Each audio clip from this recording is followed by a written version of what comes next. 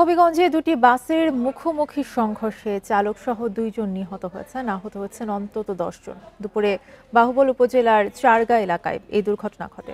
Police জানায়, সিলেট থেকে ঢাকাগামী real coach পরিবহনের একটি বাস ঢাকা সিলেট মহাসড়কের চারগাঁওয়ে পৌঁছালে বিপরীতমুখী শামীম এন্টারপ্রাইজের বাসের সঙ্গে সংঘর্ষ হয়। এতে ঘটনাস্থলে চালক সহ 2 জন মারা যান।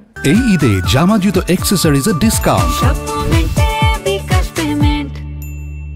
খবর পেয়ে শায়েস্তাগঞ্জ হাইওয়ে পুলিশ এবং ফায়ার সার্ভিস হতাহতদের উদ্ধার করে। পরে আহতদের বাহুবল উপজেলা স্বাস্থ্য কমপ্লেক্সে ভর্তি করা হয়।